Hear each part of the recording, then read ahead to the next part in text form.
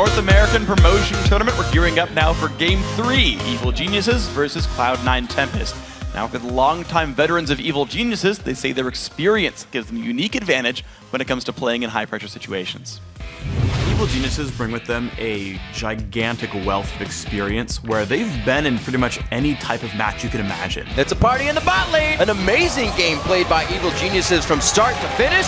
They have got to be happy with that one. Being a veteran in the LCS means they've kind of been here since the start of the LCS. They've experienced the growth of esports, the growth of the crowd.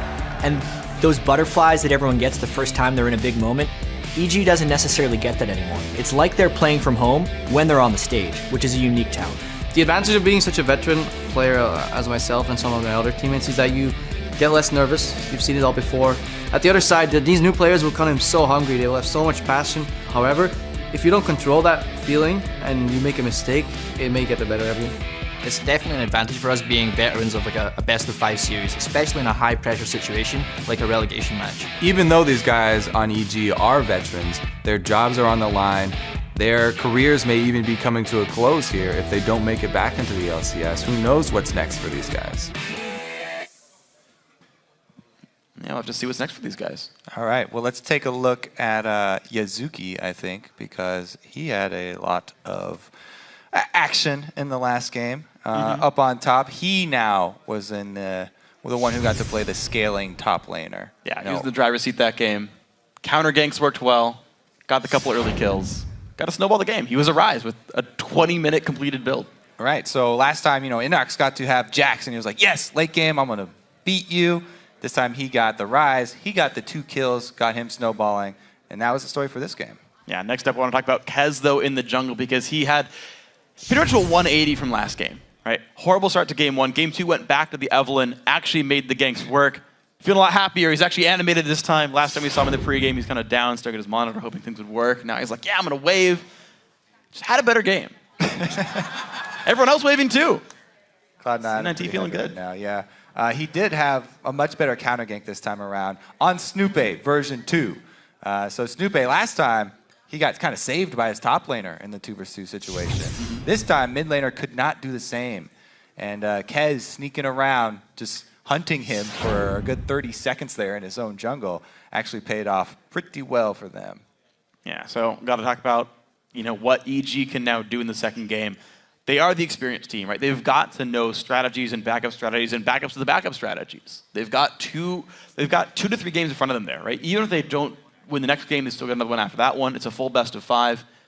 So they've got to say, okay, what's the next plan, right? They went for the same comp game 2, realized that actually the comp might just be better for Cloud9 Tempest, or they're like, well, this game was also lost by a silly mistake at level 4. We'll run the same comp one more time, not get caught, and we'll just keep running the same comps. Between the tiebreaker of the heal comp versus the Orianna. I mean, maybe, right? Like, certainly you can have that sort of confidence there to say, well, if we don't let you play your strategy, if your strategies fail you, we can break you down. Maybe that's the way you play it. Yeah, I think that they also have to watch that problem that they have keep on falling back into where they overextend when they get behind. It was evident not only in that 2-man Lee Sin and Pantheon where they both got killed and gave money to Rise, but also even later in the game when they were going for real deep ultis under turrets, and they would just get further and further behind. So they kind of help their enemies snowball the leads for them. Yeah, well, we'll see what the adaptations are now in this one, though. The Zig still removed every single time away from Bishu. The Rise banned from Yazuki, I am not surprised by. The Jax now removed from Inox is a great choice. And I want to see if C9T keeps the Nocturne ban, or if they say, you know what, don't play Pantheon. I'd definitely ban out Nocturne over Pantheon. Let's see what it... And the adaptation for EG, it was Nocturne, yeah. They banned the Soraka and first pick Morgana for themselves here. So it's they've been afraid of Gleb's Morgana the entire time. Banning it game 1 and 2, first picking it in game 3. Heavy priority. Yeah, we'll see, especially if that ends up as a 2 vs 2 lane. Morgana binding can make or break a 2 vs 2 lane, especially if you have strong AD carry to follow up with it. That's why they didn't want Glebe to get that. Alta could easily take over a lane if you land a couple of those in a row. So this one, they actually leave up a lot on the board by first picking that Morg. Well, Yuzuki's going to get the Aurelia again this time. He had a reasonable impact in Game 1 for the losing team. Had a couple of flanking kills. He snuck into the back line a few times. Had a pretty alright game. This time, no Jax to stand in his way. That could work very well. And Kez, time and again, early picking Evelynn, making sure he gets that champion. Yeah, he's really, really focusing on that Ev. Let's see if he has a poor early game once again. I think he did much better second time around, working around Snoop's game plan. So maybe he has figured out the predictable routes early game for Snoop. If you can ever get into that situation, then it helps out a lot, because even though EG got wards down in Evelynn's camps, they still were not able to contain her. That's true. It was a extremely well-played game right there by Kez. Now, once again, Lee Sin is getting picked up, presumably for Inox in the top lane. And he talked to me after the game, and he said, you know, I wanted to play Lee Sin because my first name spelled backwards is No Sight. Yeah, his name in real life. Tyson. Yeah. N-O-S-Y-T. And I was like, damn, that is so good. I'm going to use it next game on cast. And I gave him credit for it, but there you go. Jumped the gun there, freak. No, I didn't. Still a Jeb select. It's fine. It's part of the game. Bishu right. grabbing the Lulu there, the Corki coming through as well. Gotta say, C9T not changing much. No, if we don't get our heals, then we're going to take shields instead. So Lulu, very similar here as far as the team fights are concerned. Going to be a utility mid laner once again for Cloud9 Tempest. It seems like that's the direction that Bishu has gone, and he's not even going back to that Nidalee that he's been known for. They do not favor the poke comps in the current meta. Much rather go with the sustaining, team fight oriented brawl comps. I think there's a chance Bishu goes Yasuo here. Just because I've seen like Lulu with strong engagers work so well with Yasuo, putting that champion on support. Yeah. It's a random blind guess, but I feel like you're fighting in Italy.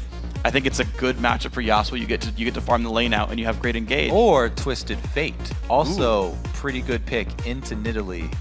One of the few matchups where you do not feel threatened as Twisted Fate early on, and with the objective focus of EG, Twisted Fate could be just the thing to tip that back in Cloud9's favor, being able to cover large distances. Well, it's not going to be the case. Nope, more shields. Nope, it's more shields. It's going to be the heal train with basically buffing up the Aurelia.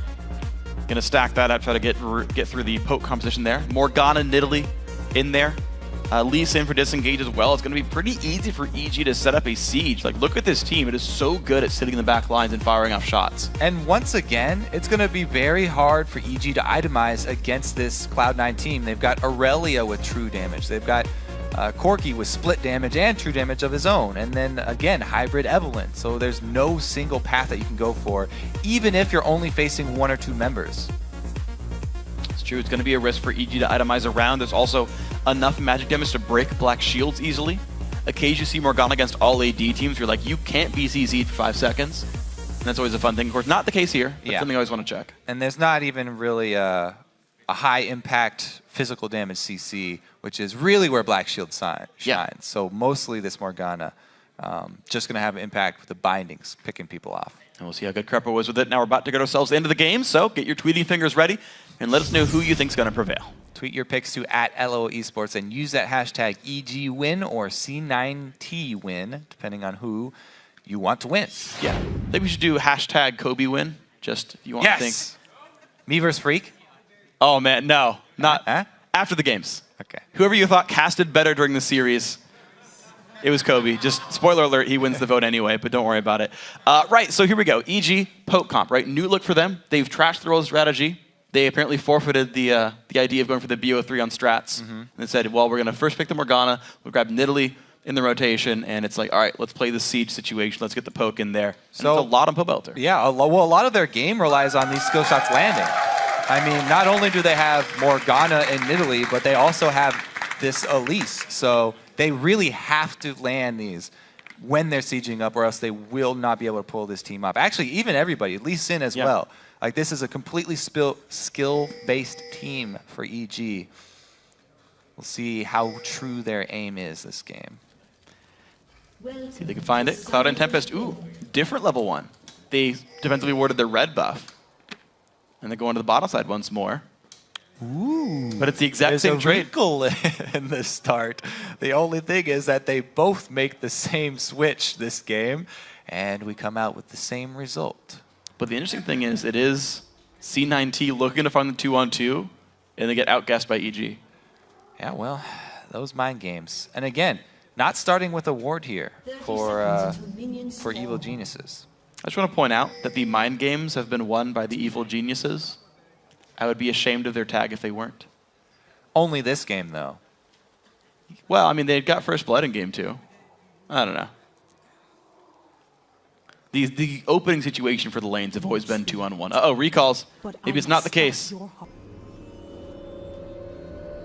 see. Okay. It's not a port. It's just Pobos are going back. Never mind. 2-on-1 lanes is going to be here. It is, by the way, mid Lulu support Karma. That always could have gone either way, but that's the situation here. Bishu is going to be 1v1ing Pobelter. Lulu versus Nidalee. We've seen this matchup a lot in the LCS. Pobelter's got to be aware of this matchup pretty well. And C9T go for the 4-man invade.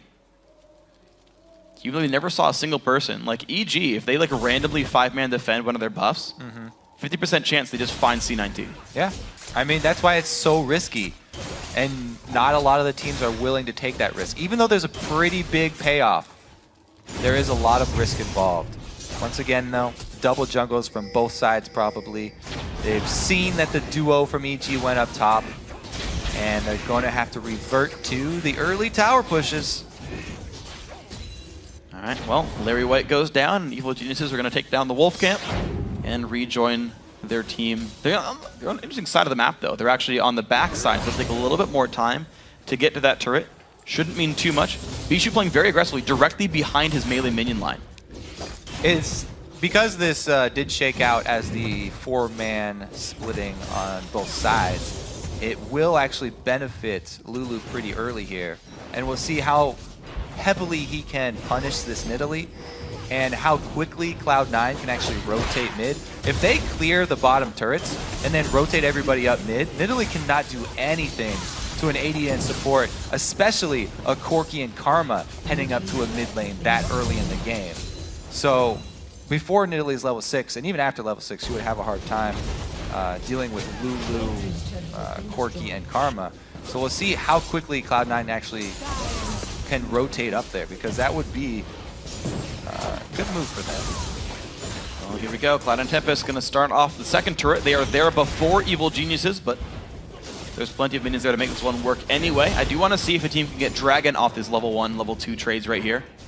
Looks like early recalls for Kez and Yuzuki. Cloud and Tempest just going to deny as many minions as possible here and just play for that second tier turret.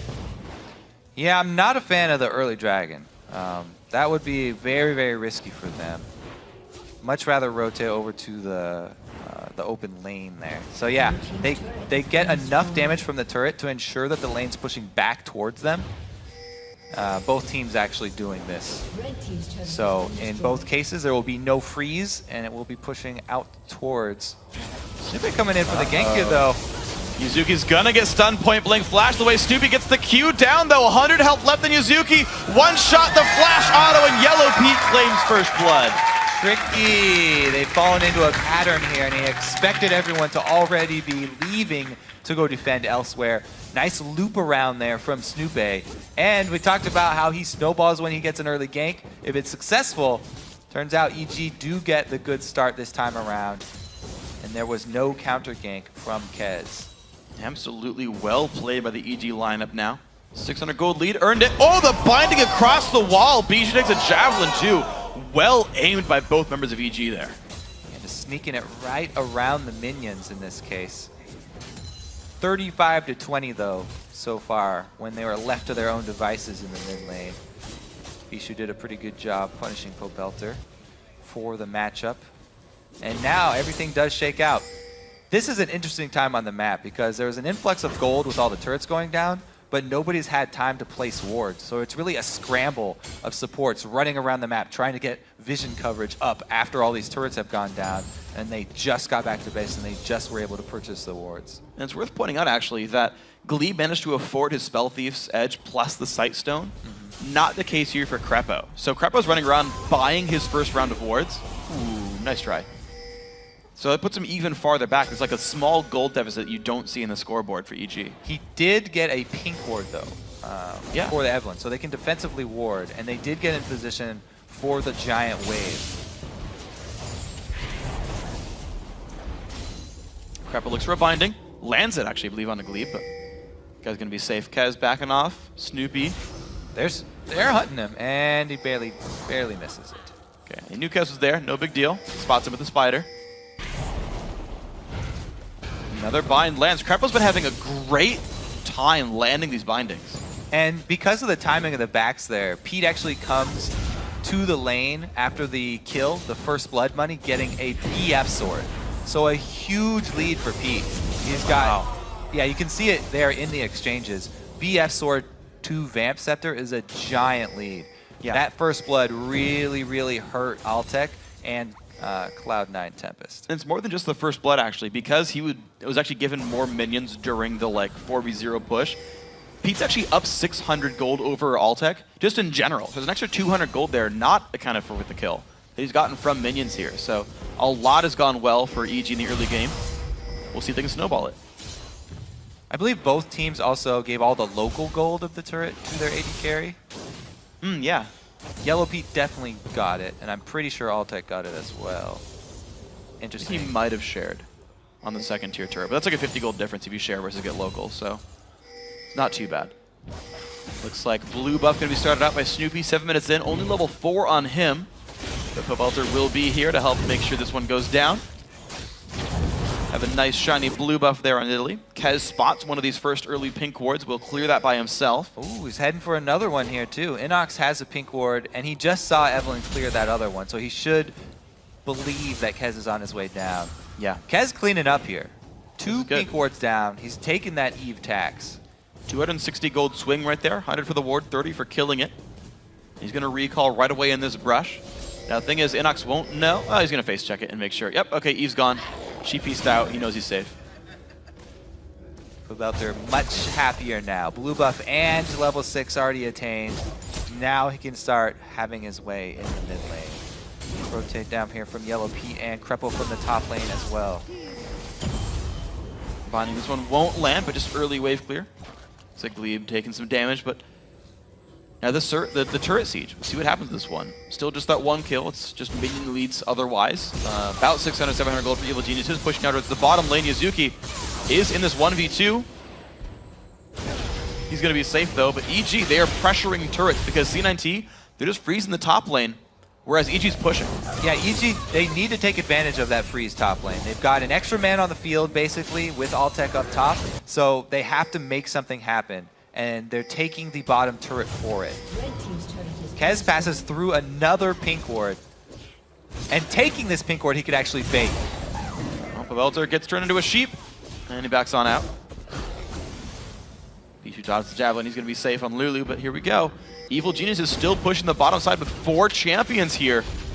Glebe, Yazuki, Kez are around to defend, but they're not really stopping EG. This minion lane farm by Altec is about to cost them 2 turrets. And Bishu, without his blue buff, is actually going to all-in Pobelter. Ulti Ignite, big burst. Pobelter flashes, and a minion takes the javelin for the team. 1-7 to lead. Yazuki takes big damage, though. This turret's down to 1/3. EG, I gotta say, I think they're doing much better right now. So the thing is, Altec built up pretty good wave up top, and even though EG got the turret first down bottom, Altec is still going to be able to take down the one up top. And the man that they missed will actually not hurt them that much. Just the blue buff stolen away. Okay, so oh no! Also the dragon. Oh man, yeah, the dragon are temp's gonna pressing be well. here. This is really good. Evil Genius is now all 5 members here to make this happen. Yep, they trade out of turrets, but plus blue buff, plus dragon. The only thing going to C9T's way is the fact they got a lot of solo lane farm onto Altec. The question is that going to be enough? The Corki, it's got 2,100 gold in inventory. That's not enough yet for BT. Yeah, it's not going to help him out that much. With the blue buff being stolen away again, and the dragon taken, the EG will also have the timer for the second dragon. Important for them.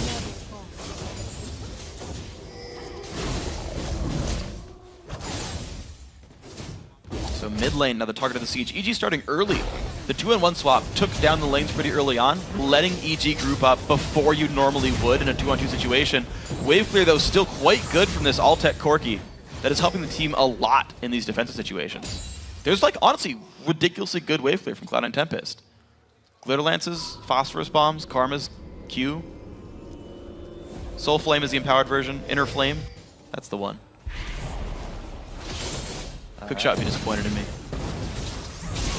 Let's see how well they can actually move, because since EG are pressing on the lanes, they actually need more vision to back up these moves. And it's up to Cloud9 Tempest here. They've got some pretty good defensive wards. Can they pick anybody off? They really need to take advantage, use this Evelyn invisibility to their advantage, because EG are splitting up, trying to shove 2 lanes at once. And Cloud9 need to make up their mind. Which one do they want to attack? EG converge, though.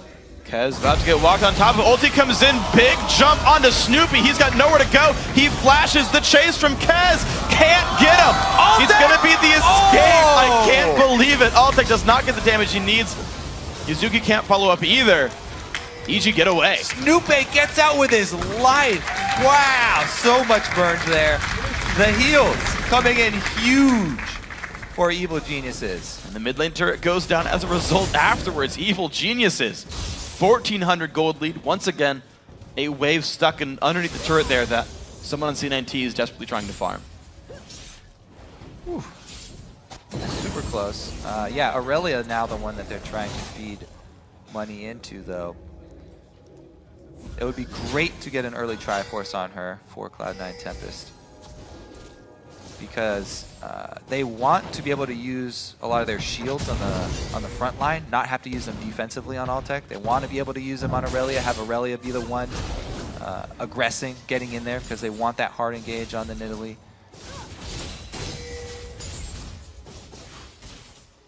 Ha! Kobe win! I see that tweet. Whatever. You suck, freak. Next one's going to be mine.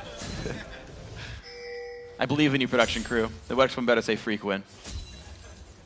I mean, the red side of Cloud9 Tempest looks like the battlefield here. Everybody's dumping all their wards into this quadrant of the map. And it almost paid off for Cloud9 Tempest there with the ambush. So we'll have to see how hesitant EG are to go back to that side. They don't seem too hesitant. Pobelter just still away a big Wraith, and he's like, yeah, this jungle's still mine. Well, he's been getting both blue buffs. So he gets C9T's blue buff, and when that runs out, he gets their own blue buff. So they have constant mid-game Nidalee Spears, which are where she's really, really potent right now, because nobody has magic resist. So Pobelter is really just having a great time so far. Just continually getting to throw out spears. Flank coming in from Kez. Engage. Kez, 2-man ulti. The knockup as well from Lulu. Will it be enough? Crepa with the ulti and the binding might keep him safe. Teleports coming in, though, from the top laner. Inox will join the fight. Bishu taken low. Snoopy finds a stun. Kez goes down. 1-for-0. Yuzuki kicked back, but he's on top of Crepa. The Q comes out and he gets the kill. Jumps to a minion, and here comes the escape. They're going to let him go. Pobelter backs out, but it's 2-for-1 to EG. They can keep pushing. Also, they have a blue buff Nidalee. Their sustain is ridiculous right now. They can easily siege up. It'll probably be an objective win for them, even though Crepo did happen to go down because Inox kicked an Aurelia right into his face. He couldn't see that he was behind him. That was pretty good. Wow, so they don't want to continue pushing, actually. That wave clear you talked about, so much AoE magic damage here from Cloud9, deterring EG. I also want to point out, like, as much as we talk about Altec split pushing and getting a whole bunch of solo farm, Yuzuki's getting a very similar amount right there. He's the guy who cleaned up in the bottom lane. Right? He's the one getting farm when they need Altec for wave clear duties, and he kind of shares that with everyone else. So exactly. All right, so here's the pick, and they do the combo once again. Kez gets the slow into the Lulu knockup. However, they're not able to hang on to anybody, and it's a great teleport. It actually causes everyone on C9 to retreat. Another spear landing, and then Snoopy coming in from the side with the cocoon is able to land another kill for them. 2-for-1 trade is all that happens from it, though. Still a decently close game, and they secure their first blue buff for Bishu. He's very happy. All right, well, Bishu just on Athene's boost 1 and a blue buff versus the Athene Sword Shoes there. That helps Pobelter a little bit more, though. Both these guys wearing blues for now. Ooh, big javelin drops Kez well below half. And you're seeing how difficult it is for C9T to hold on to these sieges. Another wave comes in, and looks like Evil Geniuses just outnumber them enough. Bijou trying to wave clear with Altec. Yeah, he needs to start shielding some of these spears here, because a lot of them are landing. There's a bunch of traps on the ground as well. Snoopy clears away a pink ward. Double Glitter Lance comes down, but the minions still falling away so rapidly. EG do not want to stop this one at all. Man, Pobelter is giving them so much control. Just by landing all these spears, it's continually keeping Cloud9 down, not letting Cloud9 go on the offensive there. Always trying to regenerate, and just because of all these spears that are landing, all this basically free damage that they're getting, they are awarded the position on Dragon. Cloud9 do not have a chance to react. Yeah, Evil Geniuses quickly get down there. Very well played by them. 3,500 gold, put EG ahead. Little Lance doesn't even matter to Bo out there. He's got mana regen. No big deal for him. Inox returning to the split push as well. So no teleports up for either side laner, but Inox with Hydra pushes really, really quickly. So I want to see then when C9T can get themselves into a fight more successfully, because right now the EG disengage has worked time and again. The trap on Elise, he got away. The mid lane team fight where we had the teleports come in, still a 2-for-1 Evil Geniuses favor. These battles, time and again, EG is getting away with their long-range team. Yeah, really what Cloud9 need to do is focus. When they have Kez go in, they need to have Yuzuki ready to jump with him. They need both of those guys getting to the back line, because just the slow and the knockup from Lulu, we saw EG get away from it already. They need Aurelia there as well at the same time. If they can use that Karma speed boost, then they can continue to chase. All they need is the first step. See what else these guys can find. Bloodthirster done for both AD carries. Looks like the beginnings of Triforce started for Altec, but he is behind Yellow Pete just a little bit in this one. Javelin hits Glebe. Wow! Massive damage comes through. Once again, the wave clear, but this turret now is maybe one wave from dying. EG gonna backdoor it.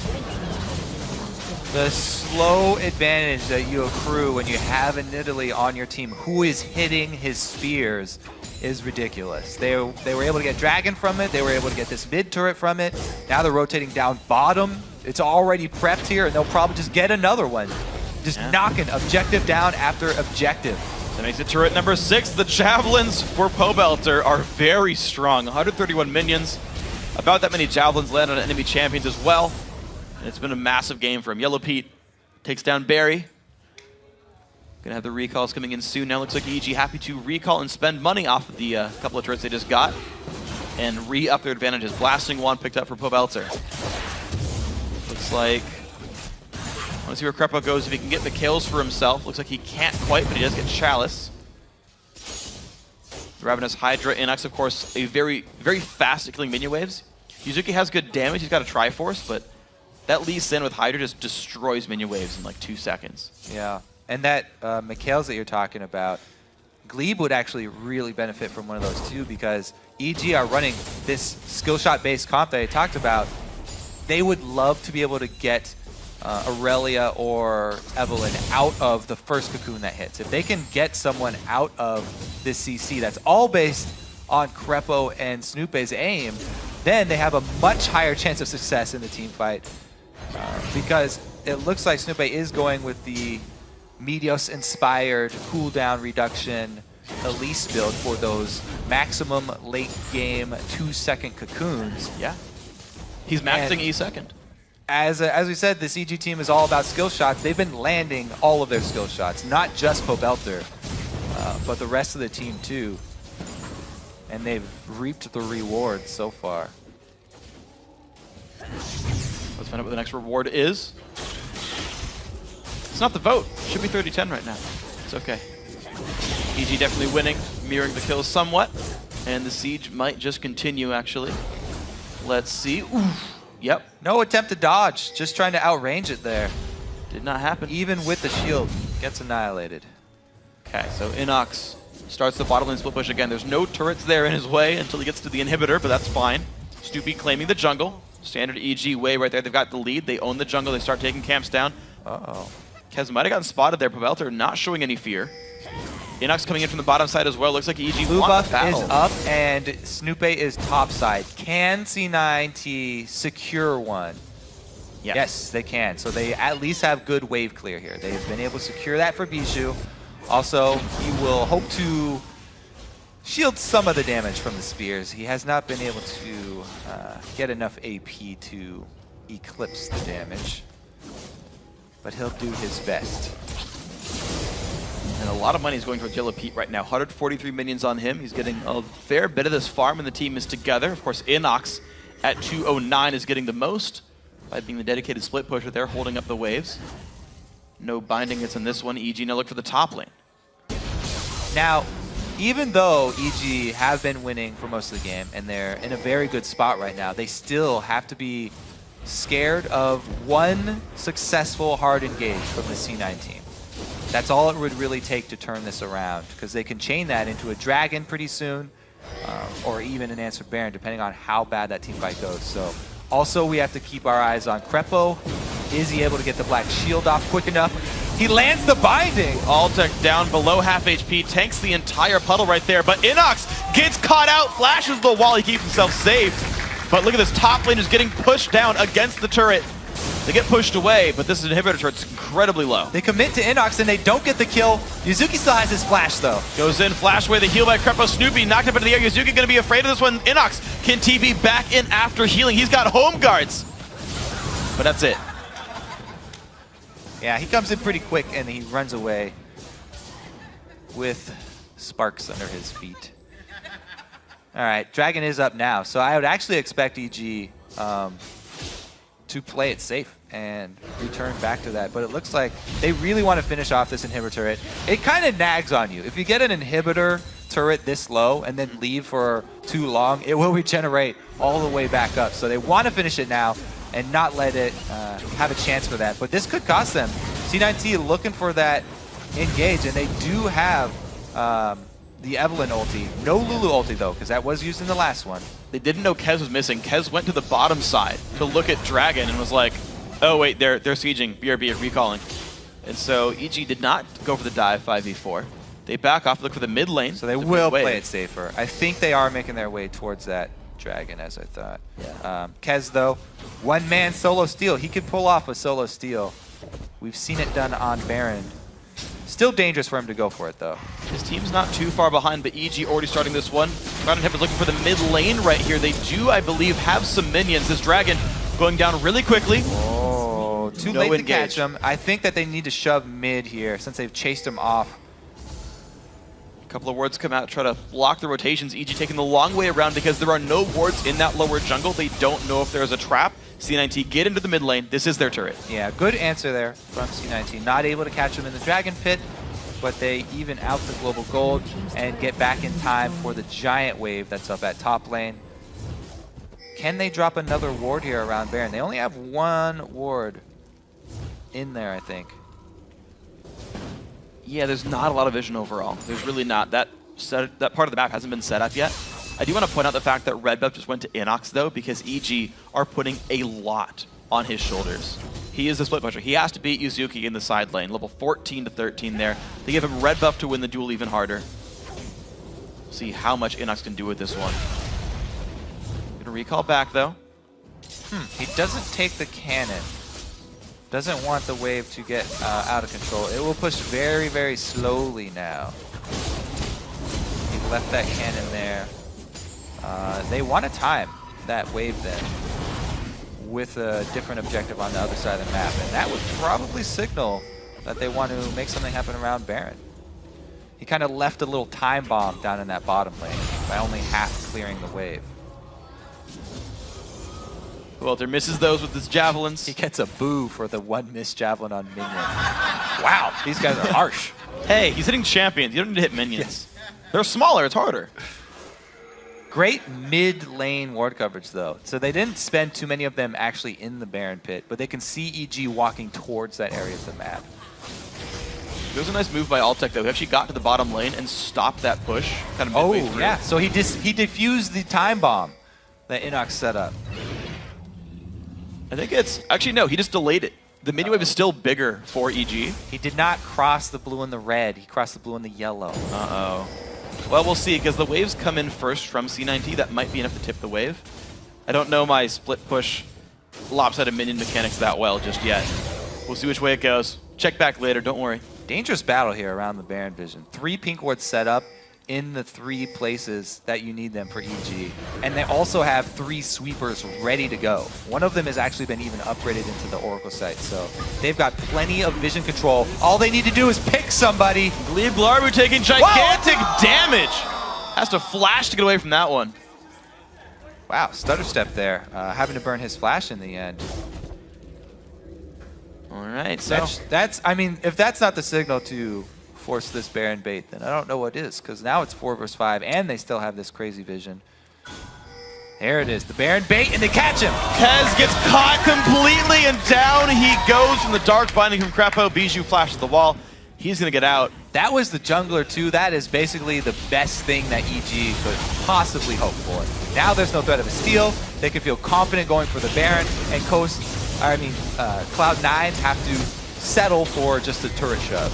All right, some early recalls there. Crepo and Inox going to leave the Baron area. Cloud9 Tempest push the mid lane down as fast as possible. They get tier 2 turret for it, making it 5 to 6 in turrets. The problem is EG are so ahead in the other globals, Dragons and Barons, and even kills. That means the blue team has significantly more gold. Cloud9 Tempest setting up a trap in the bottom side. Altek is faking lag right now, the stutter step. Ooh, nice little party waiting for Inox. He's got an invitation. Cues it, Glebe puts the team in. Does not take it! Haha. He timed his advance with the minion wave being behind him. So if he got caught, he could jump back. You saw him wait. Yeah, that's what he was waiting for. That was awesome. I like that word. He's played a lot of Lee Sin. Yes, he has. Say that. And he's still checking every bush he passes by. He kicks down the bottom one, too. So Inox there actually buys time for his team to gain position on mid lane as well. Not only did it look cool, or awesome, as you said, Freak. Yep. But he also afforded his team more position on this mid lane while staying safe. While staying on. Safety first. Safety first. Altek didn't learn the lesson, though. Puts that one second underneath looking cool. And takes a javelin for it. Pusher on the mid lane. Bijou did learn safety in school. That's good.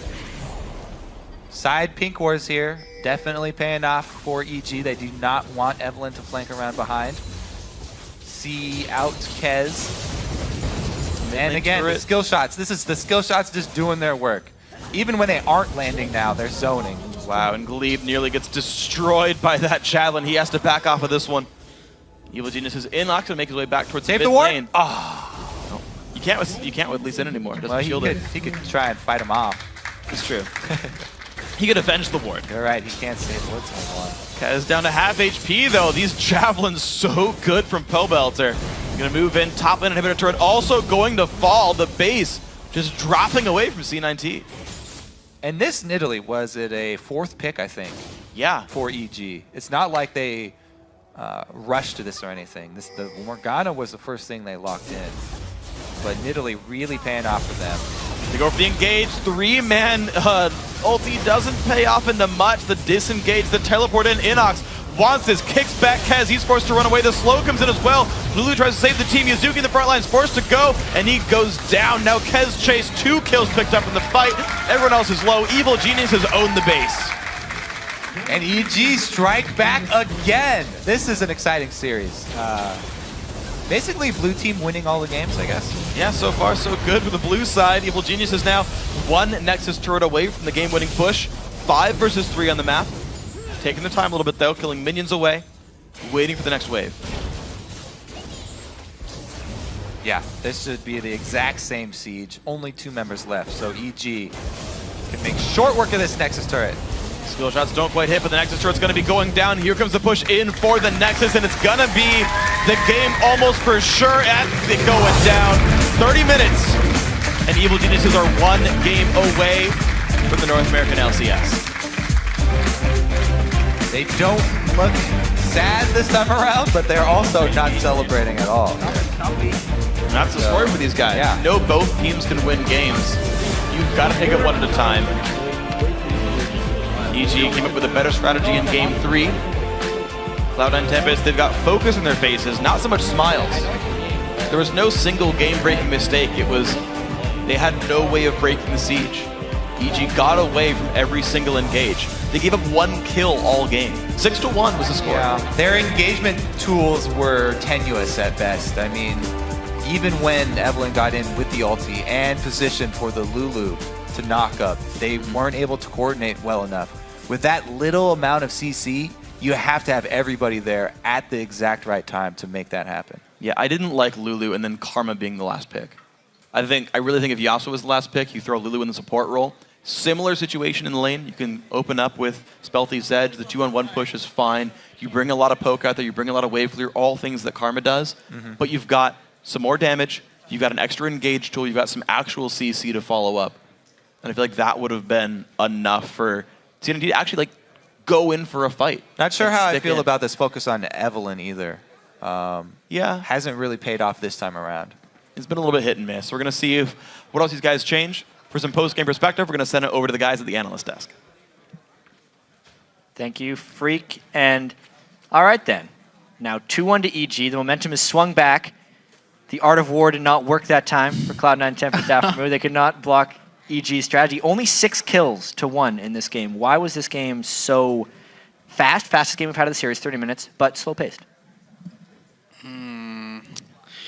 Well, I think EG did a really good job. I think they banned Soraka this game, and they also took away Nidalee from Bishu, which was probably a key point to their strategy. And Bishu looked like he wasn't really as comfortable on Lulu as he was with Soraka, and Nidalee probably practiced those exclusively.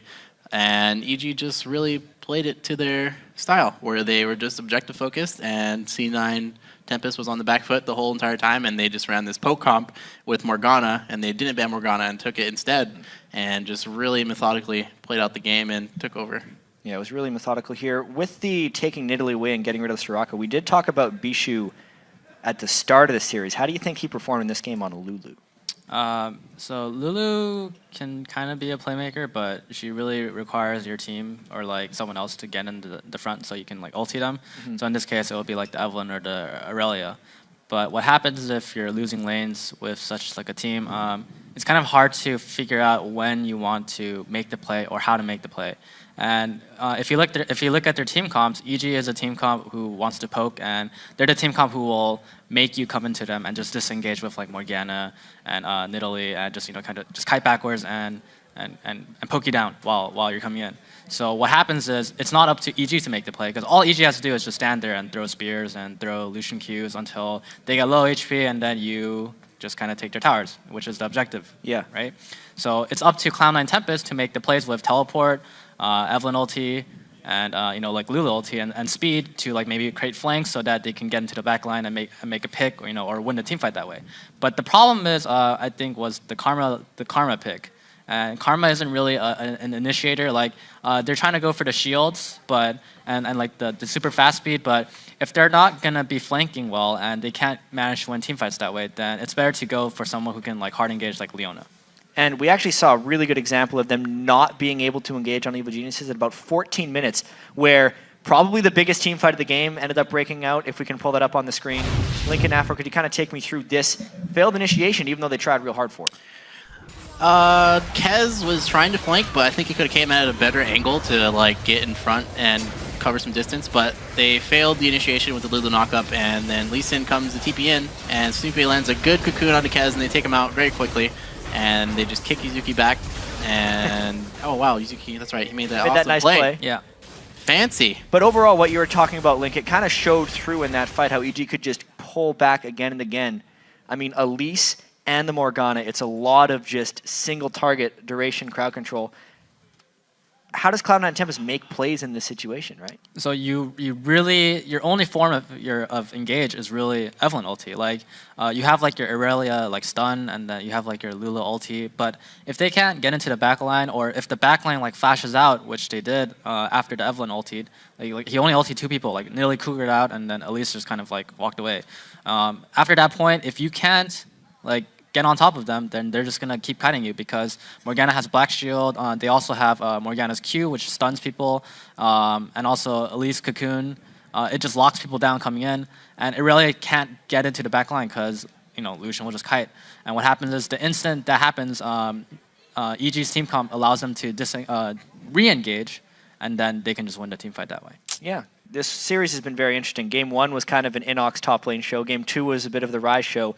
This one was just the strategic game that was all spears, as Link actually said. How does EG actually carry momentum this time instead of faltering again so they can win the series? They actually won pick and ban phase really solid, and Cloud9 Tempest really were on uncomfortable picks with Bishu in the mid lane, and they really didn't have the control that was needed to win that game. And when you do play against a poke comp, it's very important that you do vision control and then you flank, which is how you're going to beat them. You have to be able to get on the back line at the same time with at least 2 to 3 people to lock them down and take them out. Otherwise, they're going to do what they did to you, which is disengage for free and be able to re-engage for free.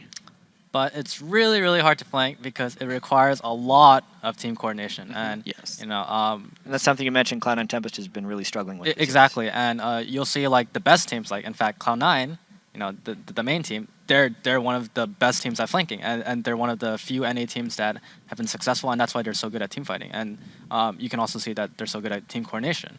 But Cloud9 Tempest is they lack a lot of that, so it requires them to just communicate like really, really well, and they have to just step it up in order to just win team fights like that. Yeah. So if they're trying to avoid this happening again, they switch over to the other side.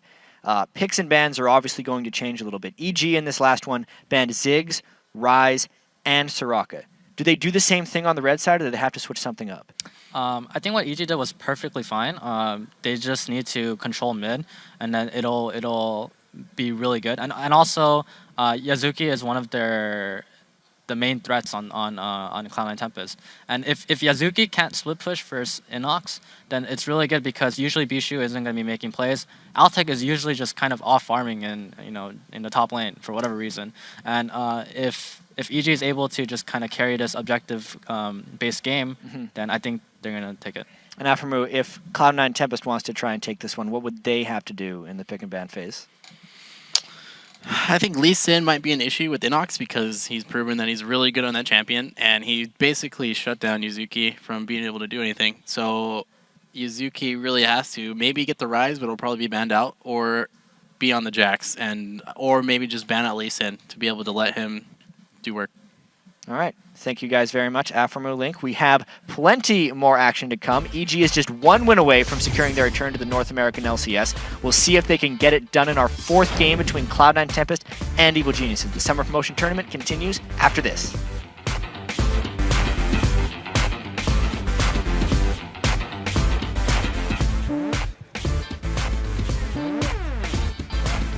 Doesn't get mid. They want to engage. Engaging mid. Ward. Drop a ward. You can. Mitch. I'm running. He's TPing. I'm behind them. They don't have a Bishu. No. Guess. I don't have heal. I'm on Karma. Zuki. I got Lulu. Zuki. Can't get him. Just help him. Black Shield, Tyson. Finish it. Good boys. Nice. One more, guys.